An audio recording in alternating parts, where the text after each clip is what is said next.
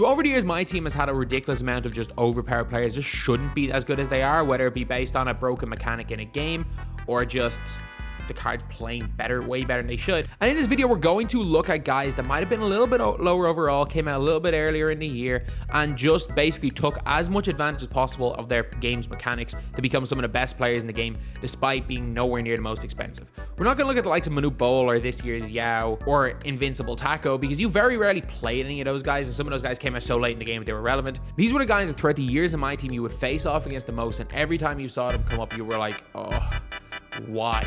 Why did you choose me to face this absolute rat of an opponent? So back in NBA 2K16, it was kind of more so realistic basketball. There weren't that many stretch bigs. However, during that summer, there was a Channing Frye card that was released. One of only like 3 players in that game with limitless range, and Channing Frye is always one of those 2K gods. He was the best shooter in the game, the best popper in the game.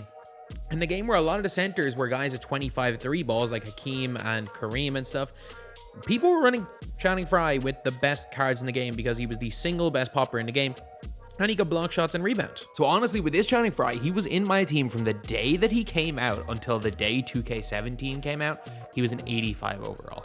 And like, this was an era where there was a lot of 93, 94, 95s, 96. And no, this 85 overall, who would just shoot from anywhere, was probably the most broken power forward in the game, especially if you paired him up with like a Porzingis at center. Pretty much like the positionless 5-out basketball that we play now in 2K, but back in 2K16.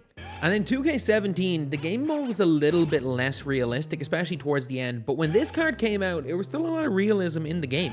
Emerald Thon Maker had the ability of a point guard. He ran like a point guard, he shot like a point guard, he dribbled like a point guard. He had the ball control of a point guard back when that was really rare. And it was the first real point center we'd ever seen in my team that could shoot the ball. We had a few that could dribble the ball over the years and could run to the basket. None of them could also shoot the ball. And Thon Maker, you could literally run your offense through this guy. And he was a 20,000 MT Emerald center, but you could run him as your main ball handler. Emerald Thon was about like 20 to 30k MT at the time, which was really expensive for an Emerald, but he was like the first real demigod. So I remember watching Caldy's videos, I watched a lot of other videos, and he just felt like he was just different. He just felt like he was going to be one of the best cards in the game from the second you used him. He moved like a guard, he shot like a guard, couldn't really bang it inside, but like with that game's reliance on momentum cross, he was actually just spectacular. I'm not gonna lie, he was an absolutely spectacular player. Anyone who played 2K21 on Next Gen knows about this guy. So this is a card that on the day he came out was between 60 and 80k MT, but then a month after he came out, he was 200k MT. This was Bol. This guy was broken. And up to this point, you could argue he might have been the most broken card we'd ever seen in a 2K game. So you guys can see the separation he's getting from these side to sides. This was a game where tall players moved faster with the ball than without the ball. So basically, the only way to guard him was by putting a smaller guy on him, but he was also way too tall for the smaller players. It was just kind of a crazy situation that he basically became unguardable in-game because of the way he moved. As you can see there, he's almost getting to the basket with that behind the back. So you not only have to respect the super speed behind the back, you also have to respect the ability to curry slide the opposite direction. You couldn't guard him on ball, you couldn't guard him off ball. There was no way to guard Bol this game. He pretty much scored every possession. Like, the only thing is he maybe wasn't the greatest defender in the world, on Next Gen especially, but on Next Gen, he scored literally every possession if you knew what to do with Bol. Don't get me started on this guy, the most broken player I had used up to that point in a 2K game. And I'm not even going to call him and say he was the best player because he wasn't. I think you can make an argument he wasn't even the best player in 2K21, he was just broken. So in that meta, especially on Next Gen, of the side-to-side hop, step, the curry slide, the drive-by, the guy was literally unguardable. So what do you get when you have a game where everybody on day one that's in the game is just the current NBA players, and you have a mechanic where dunking is basically unblockable? You get Zach Levine, you get a guy in his very first 2K game, the guy won the dunk contest that year and the next year, basically being better than LeBron James. Forget LeBron, forget KD, forget Steph Curry, who would win MVP that year. It didn't matter. The best player day one in 2K15 was Zach Levine. Until they patched this, which took maybe 2 months, Levine was the best player in the game, and he was a 71 overall silver. You had to respect his jump shot. And that basically just meant that he could dunk on everybody, every single possession, and you couldn't do anything to stop it. And man, this guy from the second 2K15 release, people knew was going to be a problem. Cash Nasty released a video of this guy dunking on everybody, and we all kind of knew. We all knew that the first player we were getting, because road to the playoffs, you needed 1 silver and all bronzes, we all knew that the first player we were all picking up was going to be Gerald Green. And he literally used to win games by himself. So 2K18 had one majorly broken player, but he was a couple of million MT, and it was Pink Diamond Giannis, or maybe he was a million MT. But we also got a guy that came out a week before that Giannis. It was basically the same card, Jonathan Isaac. Jonathan Isaac had the stats of a diamond. The issue was maybe he didn't have the greatest badges, but the way that this game played, he had a jump shot that was good enough that you had to respect it. Not the craziest jump shot in the world, but he had that kind of like herky-jerky movement where he was tough to stop. He just ran faster than everyone else because of his height. And with the blow-by animation in that game, he was unstoppable on offense. He was my point guard for the vast majority of the year. And he was the only player in the game that could go toe-to-toe with that Pink Diamond Giannis.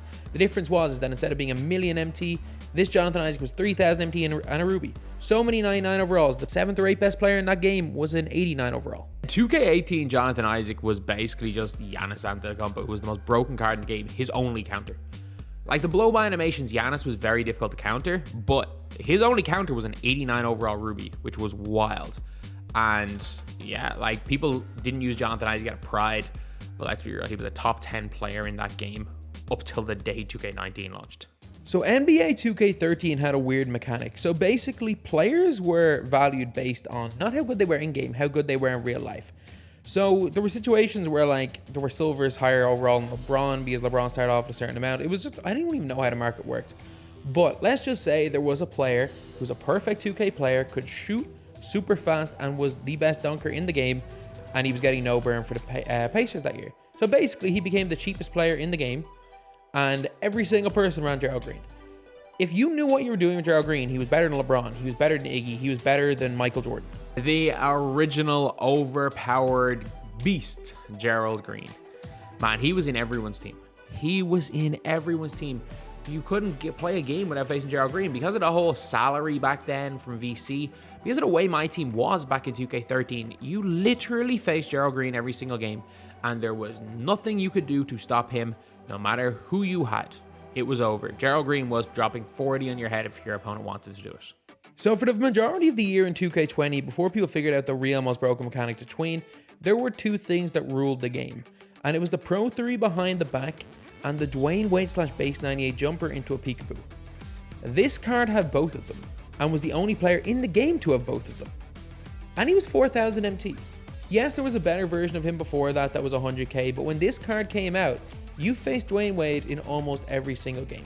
2K20 had a mechanic where you would often get sucked into screens, which basically meant that you didn't have time to recover if you got sucked into a screen for a DWade jump shot. If he got open, he was basically greening 95% of the time. And like, I wasn't a particularly good DWade user, and my record with him was 143 points in a game. Yeah, I put up that much with him. The guy could not be guarded. Oh my god, lads. The nightmares I had from this guy. Oh, someone would just set a screen and they just crossover, burst one way, ball would glitch to their body, peekaboo, green 3. There was nothing you could do to stop it. If they knew how to dance around screens, there was nothing you could do to stop it. This DWade base is the best off the dribble shot there has ever been in my team, bar none. This Wade 2K20. Oh man, I don't even care which version it was. He was a nightmare, man. He was a nightmare. Before the days of the database, there were sometimes cards that didn't look good stats or badges wise, but 2K would just soup them with the best animations in the game, and that's what happened with Hedo Turkoglu. A guy who at one stage when he came out was 8,000 MT, was the most unguardable player in that game. Uncontestable, almost to the level of 2K22 Luka. He also was the best dribbler in the game, one of the best dunkers in the game, and was a 6'10 guy that everyone ran at point guard. The big thing with Hedo was that people just didn't realize because his stats and badges weren't the greatest, but it didn't matter. He had every single OP mechanic in NBA 2K19. So much so that 2K had to literally nerf the card a few months later. A guy who was the best player in the game, who started off at 8k, became 80k MT, was just one of the most broken cards we'd ever seen up to that point. Hedo Turkoglu. Probably the only time where a 10k card was the best card in the game. the best dribble sigs, the best leaner, the best jump shot. He was 6'10", so we could play defense and you could put badges on him.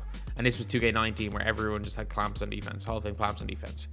Hedo was one of the original guys where even the best players in the world were like, nah, this guy is the best. He ran in 250k squads 2 months after he came out, and 3.5 months after he came out, the guy got nerfed. He is the only player in history that 2K, well, there's two players. One was week 1 muresan that 2K nerfed after like 2 days. 2K have never just nerfed a player midway through the year. They nerfed Hedo Turkoglu. Speaking of cards that aren't good stats and badges wise, but just break the game, I'm going to say this year's Taco Fall. I didn't mind Yao Ming too much because he was 1 to 2 million MT. I didn't face him that much. Taco was 250, 300k when he came out and hovered around that price for a long time. There were guys who had budget squads, but they had Taco. Taco was just unguardable. Play power forward, you can play him with Yao. And you can see here, I'm playing against an opponent with Dark Matter Anthony Davis. It's not like his team is weak. He's got Dark Matter Chris Bosh in there as well, I think. And yeah, Taco's literally just scoring every single possession because there is nothing my opponent can do. There was absolutely nothing they can do.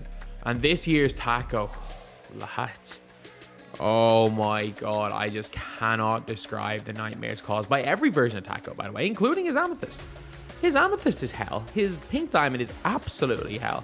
And I don't care about Yao Ming. Yao Ming was a million MT. You didn't see Yao Ming that much, but you saw Taco every single game. Whether it be the power forward Taco or for a stage around January, February when people realized the giant meta, you saw amethyst Taco every game. Forget muresan, forget bhullar, forget anybody else. It's Taco's world. Like, once we get our invincible or endgame Taco, it's over. As much as we love Yao Ming this year, Manu Bowl, man, no. 2K22 is Taco's year. And now the best till last. I don't think there's a player that has defined a game as much as NBA 2K22 Luka Doncic. Because again, Taco and Yao Ming were a lot less common than this because there were 3 versions of Luka Doncic.